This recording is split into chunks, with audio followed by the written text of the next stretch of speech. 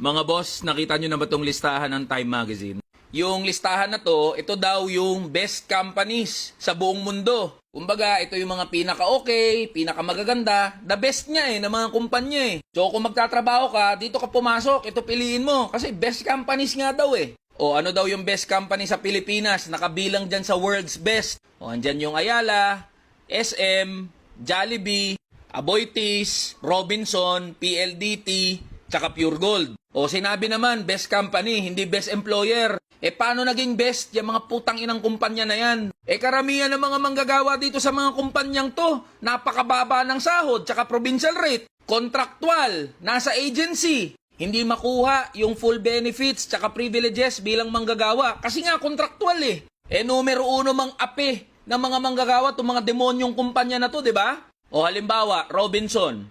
Alam nyo ba mga boss, na kapag pumunta kayo ng Robinson Supermarket, tsaka kahit doon sa department store, bawal umupo yung mga cashier, yung mga bagger, tsaka yung mga sales lady, yung mga nagtatrabaho doon. Niupuan nga, wala para makaupo, makapahinga yung mga manggagawa. Bawal umupo, bawal magpahinga. Doon lang sa break time, pwede magpahinga.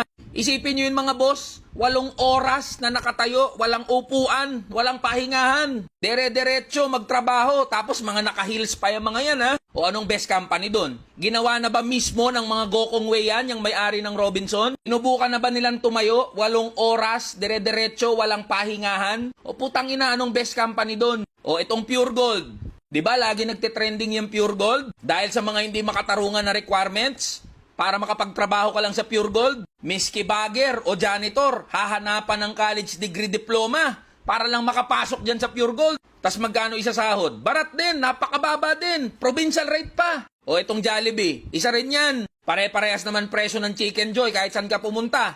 Pero magkakaiba yung sahod ng mga manggagawa. Ang dami ring pang-aalipusta niyan sa mga manggagawa niya dyan sa Jollibee. O mas lalo na tong SM. Kilala na halos kalahati nga siguro Puro mga kontraktual tsaka mga nasa agency yung mga manggagawa dyan O anong best company? Yung mga pinag-ayabang nyo. Best siguro kung pinag-uusapan natin paano nyo apihin at maliitin yung mga manggagawa nyo. Best siguro pag pinag-usapan sa pagkuha nyo lang ng pagkuha ng tubo o kita kapalit ng buhay ng mga manggagawa nyo. Kaya nagiging bilyonaryo kayo at malalaki ang mga kumpanya nyo dahil sa dugo at pawis ng mga manggagawa. Kaya putang ina nyo kayong mga oligarko kayo. Pwede nyong iyabang at ipangalandakan kahit saan yan. Pero alam ng mga manggagawang Pilipino na kalokohan at kagaguhan yan pagiging best company nyo.